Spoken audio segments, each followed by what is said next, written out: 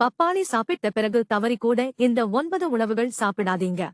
பப்பாளி சாப்பிட்ட உடனேயே எந்த வடிவத்திலும் பால் குடிப்பதை தவிர்க்க வேண்டும், ஏனெனில் இது வயிற்றுப்போக்கு மற்றும் வயிற்று வலிக்கு வழிவகுக்கும். பப்பாளி சாப்பிட்ட பிறகு தேநீர் குடிப்பது பப்பேன் நொதியுடன் வினைபுரிந்து பல செரிமான பிரச்சனைகளையும் ஏற்படுத்தும். அவை நெஞ்செரிச்சல் மற்றும் அஜீரணம் போன்ற இரைப்பை பிரச்சனைகளை ஏற்படுத்துகின்றன. பப்பாளிக்குப் பிறகு எலுமிச்சை அல்லது எலுமிச்சை கலந்த வேறு எந்த உணவையும் சாப்பிடுவது இரத்த சோகை மற்றும் ஹீமோகுளோபின் ஏற்றத்தாழ்வுக்கு வழிவகுக்கிறது. முட்டைகளில் ஒமேகா-3 கொழுப்பு அமிலங்கள் நிறைந்துள்ளன. அதே நேரத்தில் பப்பாளியில் வைட்டமின் சி நிறைந்துள்ளது. இரண்டையும் ஒரே நேரத்தில் சாப்பிடுவது அஜீரணம், குமட்டல் மற்றும் மலச்சிக்கலை ஏற்படுத்தும். ஆயுர்வேதத்தின்படி பப்பாளி ஒரு சூடான உணவு, அதே நேரத்தில் தயிர் உங்களை குளிர்விக்கும்.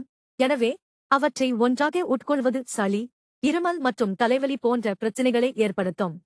பழ சாலட் தயாரிக்கும் போதெல்லாம் அன்னாசி பழத்தை பப்பாளியுடன் சேர்த்து சாப்பிட வேண்டாம், ஏனெனில் முந்தையது அமிலத்தன்மை கொண்டது, பிந்தையது அமிலத்தன்மை குறைவாக இருப்பதால் வயிற்று பிரச்சனைகளை ஏற்படுத்தக்கூடும்.